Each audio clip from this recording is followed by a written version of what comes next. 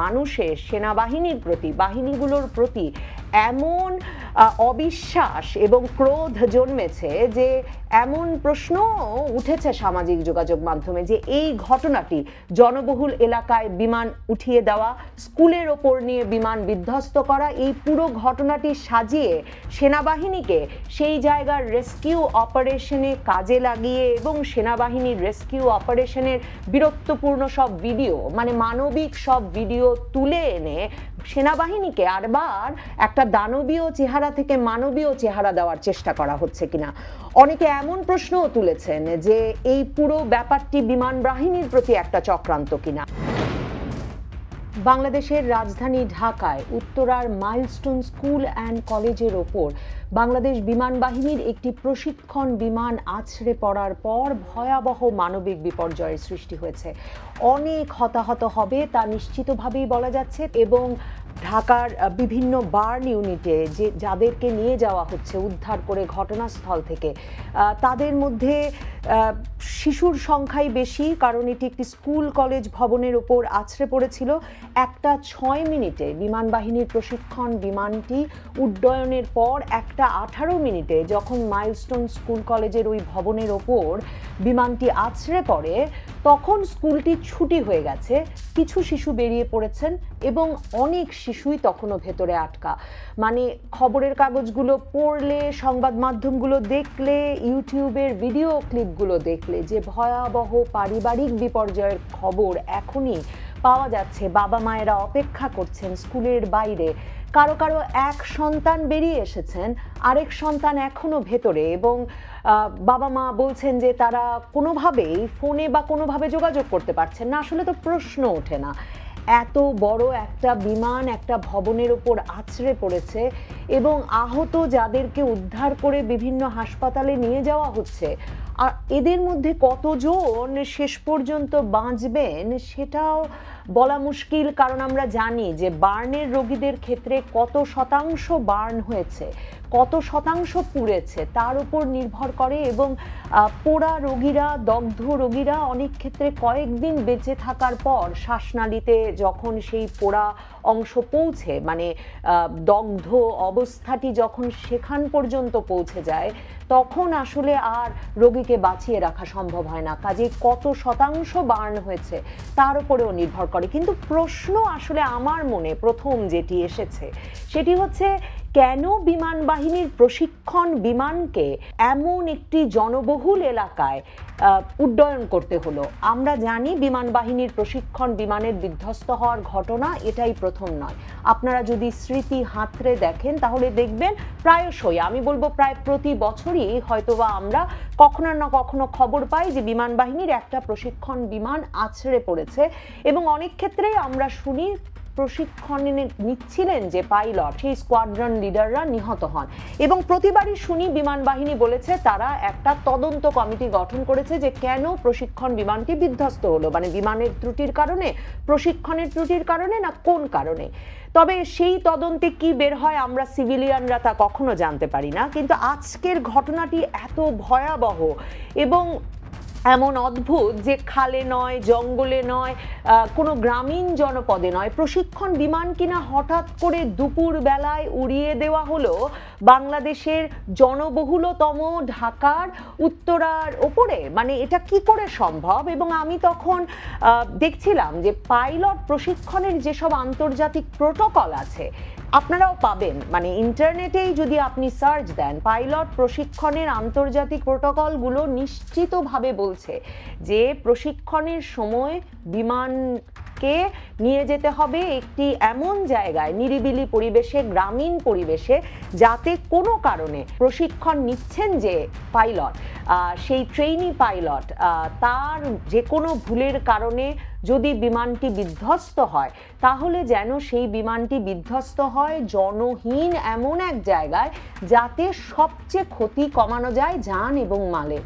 সেখানে কি করে আজকে বিমান বাহিনীর এই বিমানটি দুপুরে ঢাকার জনবহুল এলাকায় উড়ে বসলো, সেটি জানবার কৌতূহল রয়ে গেল। এবং আমি মনে করি এর উত্তর বাংলাদেশ সরকার, বাংলাদেশ বিমান বাহিনীকে দিতে হবে। বাংলাদেশের প্রধান উপদেষ্টা ডক্টর মোহাম্মদ ইউনূস এই ঘটনায় এরই মধ্যে শোক জানিয়েছেন।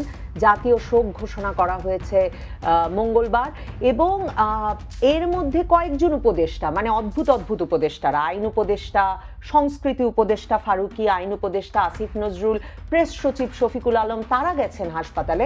তবে এখন পর্যন্ত হাসপাতালে স্বাস্থ্য উপদেষ্টা নূরজাহান বেগম, যাকে ডক্টর ইউনূস চাকরি দিয়েছেন গ্রামীণ ব্যাংকে 30 বছরের বেশি সময় ধরে, তার মানে 5 দশকের বেশি সময় ধরে তার পাশাপাশি থাকবার জন্য, সেই ব্যক্তি বাদে, মানে স্বাস্থ্য উপদেষ্টাকে যাওয়ার কোনো খবর এখন পর্যন্ত আমি খবরে দেখিনি। তিনি ছাড়া এই যে প্রচারণায় অত্যন্ত আগ্রহী যে উপদেষ্টারা আছেন তারা চলে গেছেন হাসপাতালে।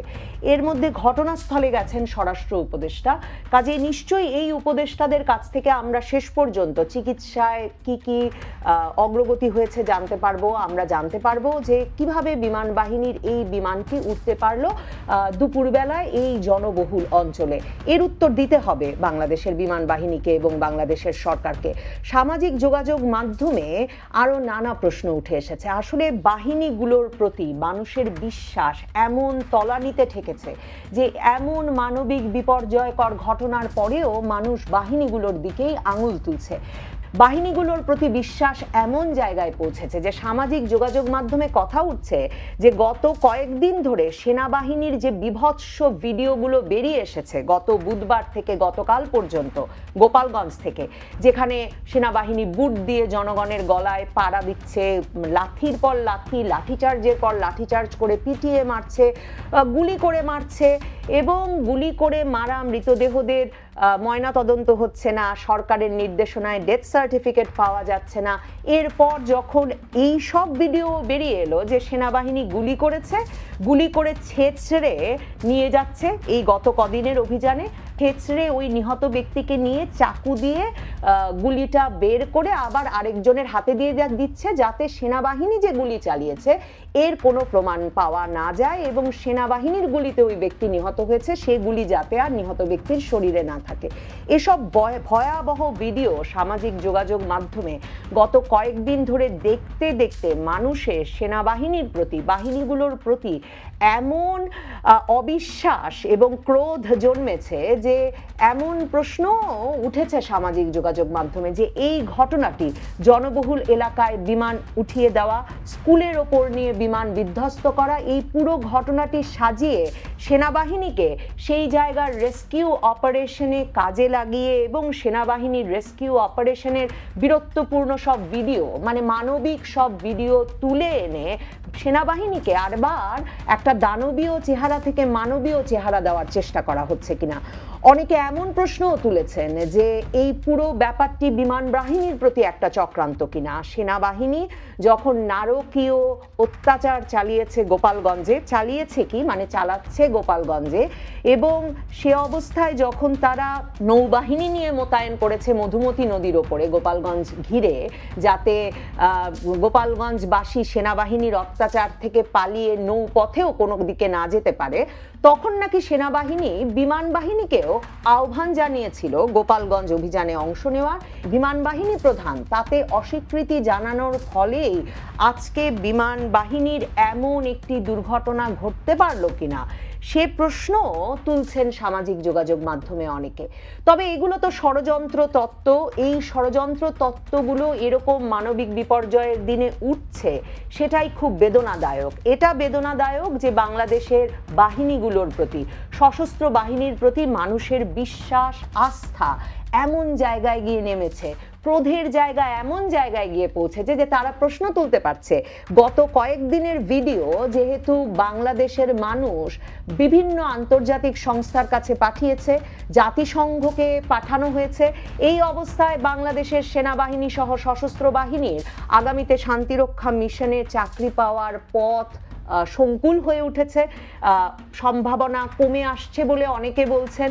এই অবস্থায় আসলে আন্তর্জাতিক পক্ষগুলোর প্রশ্ন বা জিজ্ঞাসাবাদের মুখে যাতে পড়তে না হয়, সাধারণ মানুষের ক্ষোভ, ক্রোধ যাতে প্রশমিত হয়, সে কারণেই এত বড় দুর্ঘটনা ঘটলো কিনা, ঘটানো হলো কিনা বিমান বাহিনীর একটি বিমানকে নিয়ে, সেই প্রশ্ন জোরে সরে উঠেছে বাংলাদেশের সামাজিক যোগাযোগ মাধ্যমগুলোতে। এসব ষড়যন্ত্র তত্ত্বের উত্তর দেওয়া আসলে প্রয়োজনীয় নয়, তবে নিশ্চিতভাবেই প্রয়োজনীয় আমাদের জন্য জানা যে কেন বিমান বাহিনীর প্রশিক্ষণ বিমান এরকম একটি জনবহুল এলাকায় প্রশিক্ষণের জন্য উড্ডয়ন করলো। আমাদের জানা দরকার কোন অবস্থায় পাইলট তিনি প্যারাশুট দিয়ে নেমে এলেন মাটিতে। আমাদের জানা দরকার আসলে এর আগে যত যত প্রশিক্ষণ বিমান বিধ্বস্তের ঘটনা ঘটেছে সেগুলোর তদন্ত কমিটির রিপোর্টে বিমান বাহিনী কি জেনেছে, কি ব্যবস্থা নিয়েছে, আর এবারেই তারা কি ব্যবস্থা নেবে বলে ভাবছে। বিমানের ব্ল্যাক বক্স থেকে পাওয়া তথ্যগুলো যেন আমাদের জানানো হয়, সেটা নিশ্চিত করার দায়িত্ব ডক্টর মোহাম্মদ ইউনূসের সরকারের। আমি জানি না এই দায়িত্ব কি ডক্টর আসিফ নজরুল, মোস্তফা সরোয়ার ফারুকী আর শফিকুল আলম নিয়েছেন বলেই তারা হাসপাতাল পর্যন্ত পৌঁছেছেন, তারাই কি পুরো বিষয়টা দেখভাল করছেন? এই প্রশ্নগুলোর উত্তর